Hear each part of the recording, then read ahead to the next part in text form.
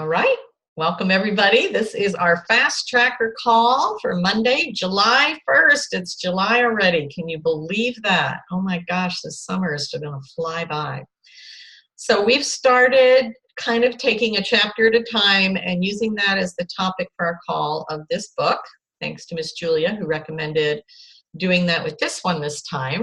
It's called Get Over Your Damn Self, and it's by Rami Neustadt. So again, I'm just going to hit little points, but there's a whole lot more in here that I don't have time to go into. So if you are getting something out of this, then get a hold of the book yourself and read. It's a quick, easy read, but she's pretty funny. She's a kind of straight to the point gal, as you can probably tell by her title.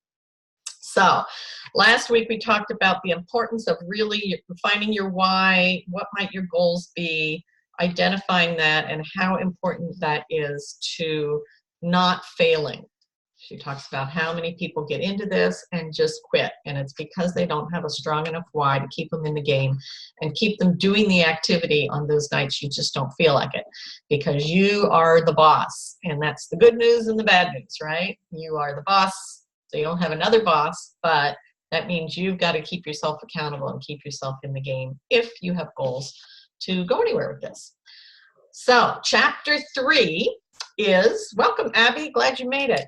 Chapter 3 is all about making a list. Now, let me do a little history, because I said I'm going to give kind of the Juice Plus spin on a lot of what she talks about. Back when I first started, that was one of the first things we had people do, is like sit down and list like 100 people. And that was, for some people, intimidating. For some people, it was easy. But we've kind of decided now that that's not necessarily the first thing you have to do in the business. However, it is something eventually you want to have what she calls a master list. She calls this, your list is your life, make it a long one. What I recommend, and we've talked about this on our call before, start out with just 20 names. When you get going in this business and you decide to join us for whatever reason, it's probably because, yes, Abby, I am recording. It's probably because you have people in your life that you're saying they need to know this. So you probably already have people that you're thinking about sharing this with, the people closest to you, the people you care about. So that's why we like to start now with just the short list, and because we want to get you in action right away. We don't want you to spend a week just writing down names. We want to get you going. You signed up, you're part of our team, you're part of our mission. Let's start sharing, and we're going to teach you how. But she is absolutely right that not only do you want to feel like you have a huge array of people to talk to, but you want that list to never, ever die. I've been in this business 20 years. And I still have a list, and I'm always adding to it, and that's the key. So let me just share a few points from her book, and then we'll talk about this. She says, your list is truly your life in this business, so make sure it's a long one. It's a living, breathing thing that you should be consulting, updating, and tweaking daily. She says another way of looking at it is it's like a bank account. As soon as you make withdrawals, that means you take people off the list, either because A, now they're a customer, and they've gone on a different list, or B, you've talked to them, they're just not interested at this time, so we're going to put them in the back of the line. So that's a withdrawal. As soon as you make withdrawals, you've got to make deposits to add new people. We also call that the funnel. You're always adding people in the top of the funnel, and then down through the funnel. Some are interested, some aren't, and it goes on down. But we need to keep the funnel names going in, people going in, because some are going to drop out the bottom. So she says, create your master list. And some people feel like, oh gosh, I just don't know that many people. And she calls BS on that. She says they have done research. The average person, especially with social media these days, knows at least 600 people that they could write names down. 600. So be thinking about that. But she says, once you start it, you need a systematic way of keeping that list, even in categories perhaps. And those of us who are using Teamzy, it's a new, relatively new website, also has an app for keeping all of these contacts in your list. And I'm going to talk about Teamzy off and on throughout the whole thing, because it's the perfect solution to how to create a list and store it somewhere, how to create sub-lists within it, how to manage it, how to make sure you're following up and not letting people fall through the cracks, how to add people. So if you don't know what Teamzy is, talk to your upline and they can certainly get you going on it. It's free for the first 30 days just to see how it works for you. And then it's only $20 a month because our company sees so much value in it that it's subsidizing the cost for us, Juice Plus people. So start with 20, and then as you start reaching out and you go through those warm market people, then we're always going to really start adding to our list. So she has people, put this people in your list into somewhat of categories, but at the same time, a warning not to prejudge people, because sometimes we're so sure this person's so health conscious, they are going to get Juice Plus, they're going to want to join my team, and you make these assumptions, and it turns out, oh, well, they already think they're healthy and they're not at all interested. And then you have other people on your list that you're thinking, oh man, you know, they're overweight, they go through the drive-in all the time, they seem to have no concept of nutrition, they're never going to be interested in this. And you'll be surprised that they may be the first ones to order. So don't prejudge. You need to offer this gift to everyone that is on that list at some point. However, she does say, start thinking ahead of who out of all these people you're going to contact eventually, who you would love to have on your team if it gets to that point, and put a star by their name. And I've told people to do that for years. She also says, create what she calls her dirt list. And this could be those first 20 that go on our ABC form that we have to get you into action right away. And she says her dirt list is the people who love and support you so much that if you were selling dirt, they'd want to support you and buy dirt. So I love that. You know, your mom, right? Your best friend, the people who you know will help you out no matter what, or at least listen to what you have to say. You want to start with those people. So once you've written all of those names in, she goes, you'll likely think of new people every day, and at least once a month you should sit down and add people to your list. Well, if you're doing Teamzy, you're adding a few names every day. That's your goal, is to always be adding more names to your list. So that's a really important concept. I guarantee that in times, if you stick with this long enough, and I hope you all do, there are going to be times, and I've hit that mark, I can't tell you how many times in the 20 years in this business, where I have felt like, all right, I have told everybody I know about Juice Plus, everybody on my list. Some have got it, some are customers, some are distributors, some are never going to order, and some may order later on. Now what? So this is the big question. You may not be there. If you're new, you're not there yet. Just know that it's coming, and I want to tell you what to do when it happens. You want to always find ways to add more people to your list. So let me jump ahead to that part. Oh, I kind of got ahead of myself. Wait a minute. Let me back up a little bit. Sorry.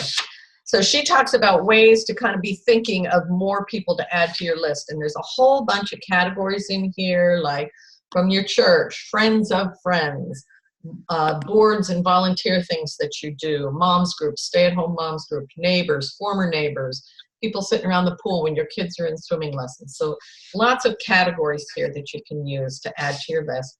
And she also talks about your chicken list. And we've talked about this a lot in Juice Plus.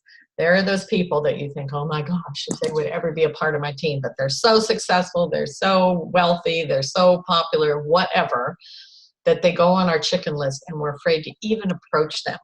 Here's what she says over this. So get over your damn self. Quit making up stories in your head about what the chicken list people will say or think or do, and just take action.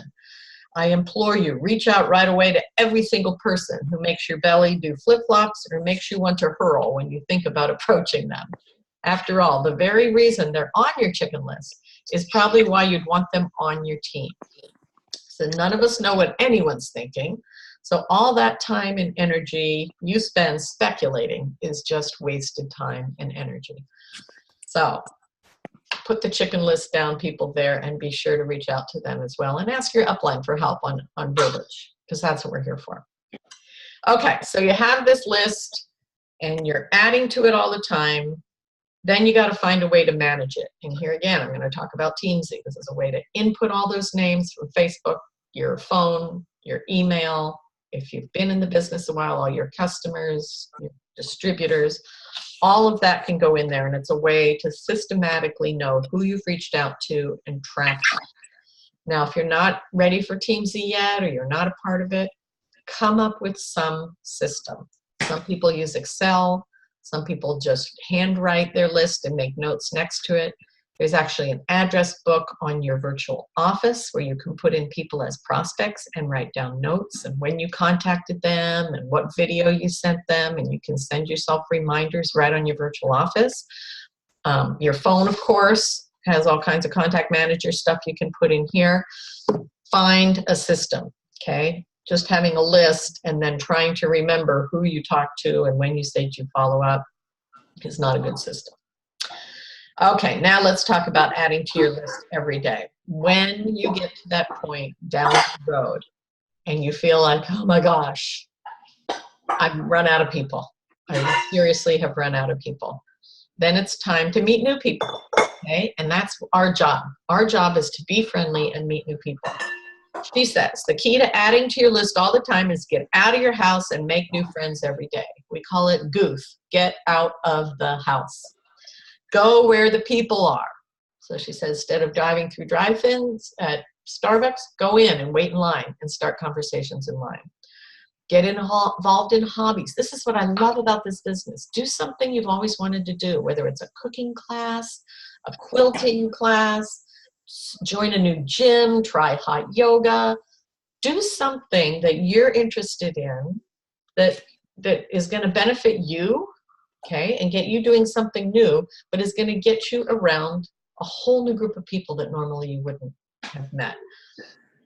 I've been at that point somewhat recently where I feel like, okay, I need more people. So recently I found out about a local boot camp that works out outside, and it's all young moms, and they bring their kids in strollers, and it's just a blast. So I joined that. I've decided I'm going to be there at least twice a week. Every time I go, my goal is just to get into a conversation with one mom and try to remember her name for the next time I go.